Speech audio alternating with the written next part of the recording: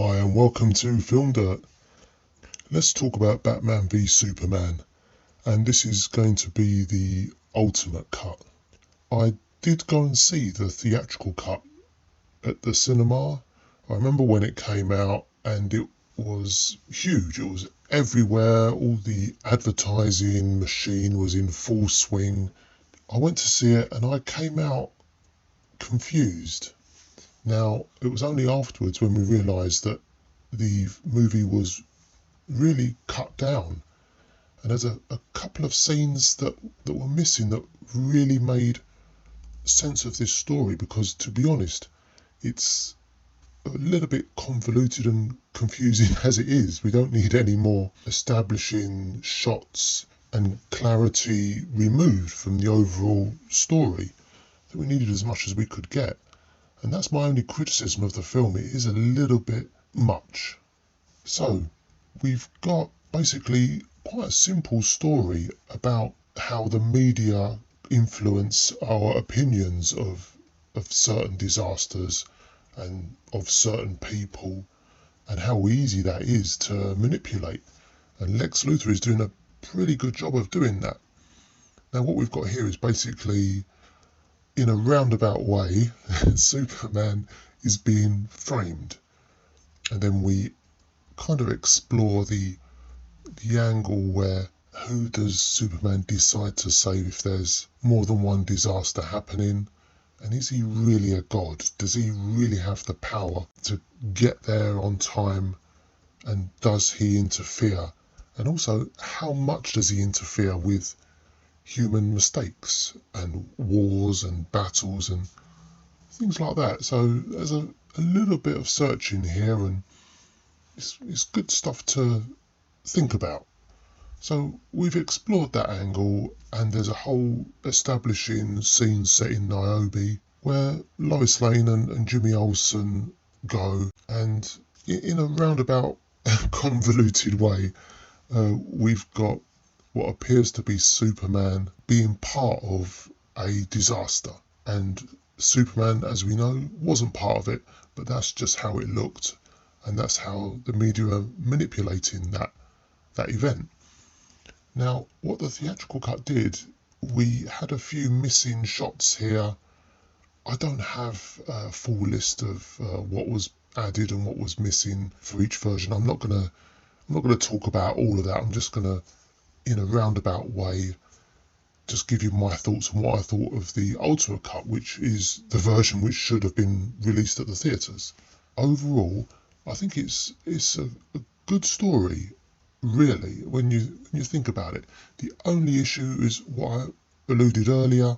It's told in a really quite confusing and convoluted way.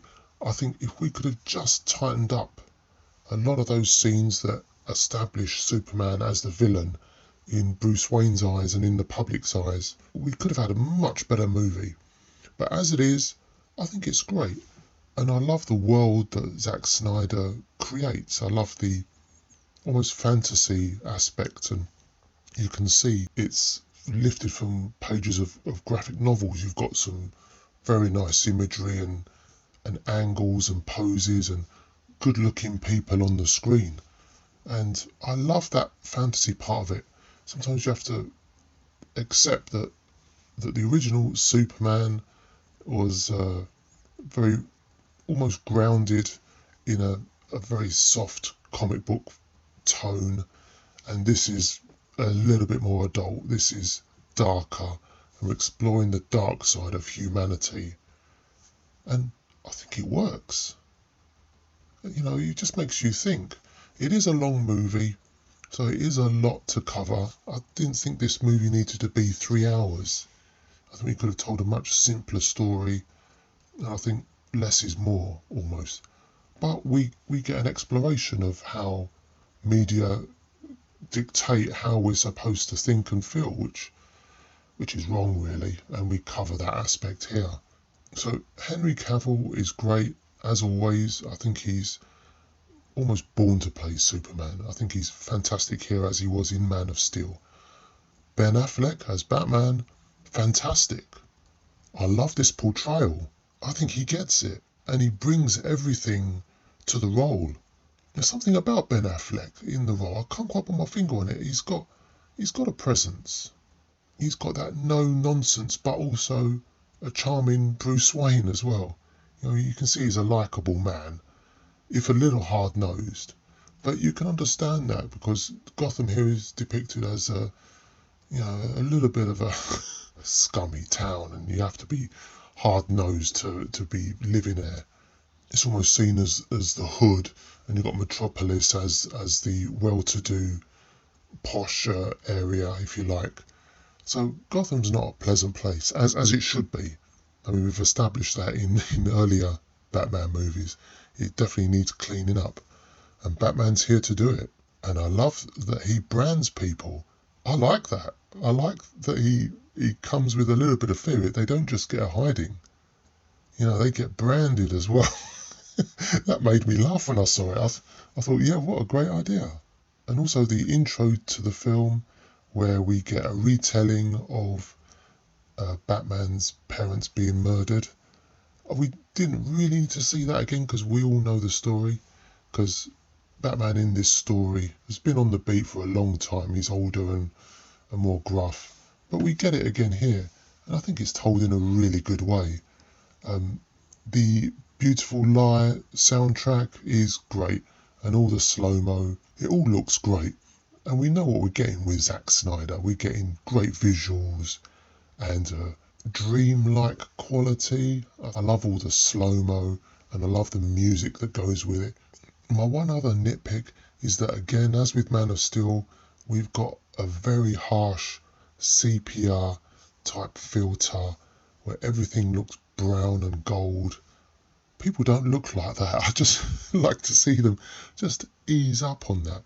And I understand that they've released is it an IMAX remaster, where I've heard it does go easy on the filter a little bit more.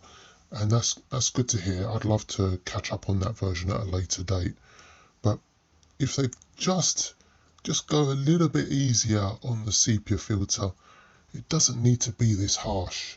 And it's almost a bit too dark to see what's going on, which you could look at either way as saying that that's how it's supposed to look. And it is a dark time and everything's at night and grimy and in that respect it kind of works. That's why it's only a small nitpick. It doesn't really take you out of the movie, and it just looks like a graphic novel where you've got monochrome type colours. So I think that's the best way of looking at that.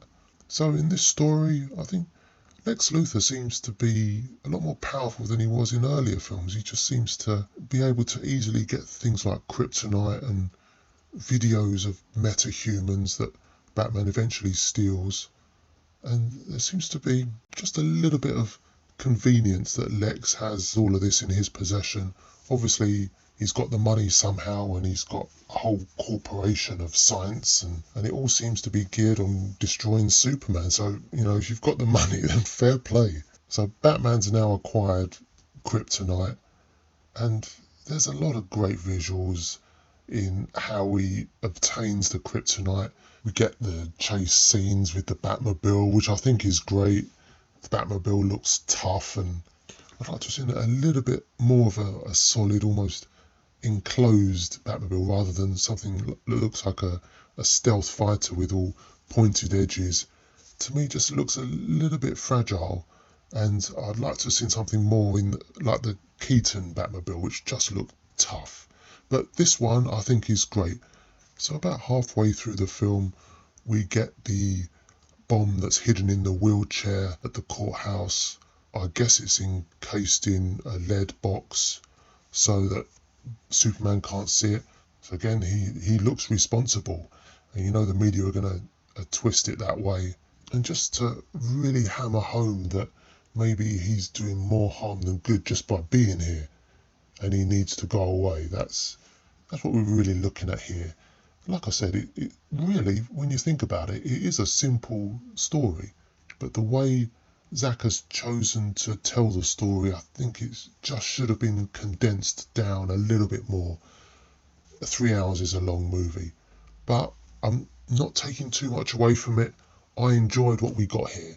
As with Man of Steel, you've got good actors in each role, and all the key players from Man of Steel seem to be back, with the addition of Ben Affleck and Jeremy Irons as Alfred.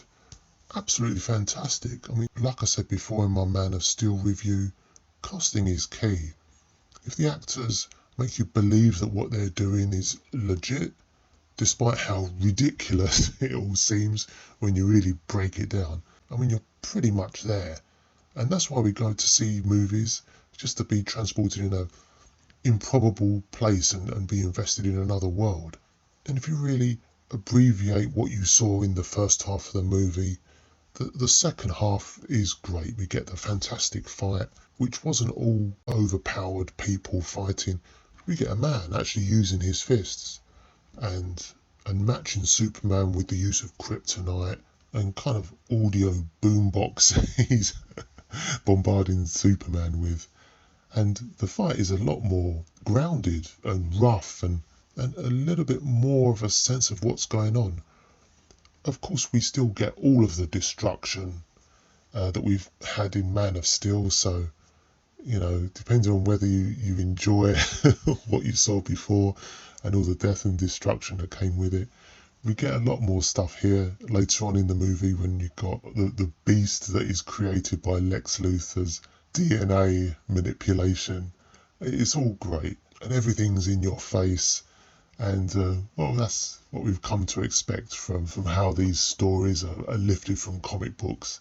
In all, I think this movie could have been just a bit shorter, maybe 2.5 hours, or even less than that if we can really condense the initial story of Superman appearing to be bad. But really, I'm going to give this a good review just because of what we got was executed pretty well. I'm going to give it 4 stars. Really enjoyed it, and that score is only for the Ultimate Edition, not the theatrical cut, which shouldn't have been cut down at all really. And I'm looking forward to further movies, hopefully in the so-called Snyderverse. I'll review Justice League next on the channel. Looking forward to seeing that. I know it's a much longer film than it should be, but I'll get my hands dirty with that and come back here with my thoughts. Thanks for listening to my review on Batman v Superman Dawn of Justice, the Ultimate Edition. I think that's a record for the longest title in cinema, maybe. And just to leave you with a little bit about myself, I'm not what they call a shill, and I'm not in the pockets of any of the studios. I get no free tickets to any screenings, no treats, no incentives, and all of my reviews are absolutely genuine. So join me for my next review coming soon, where I'm going to be talking about Justice League. Speak to you again. Take care.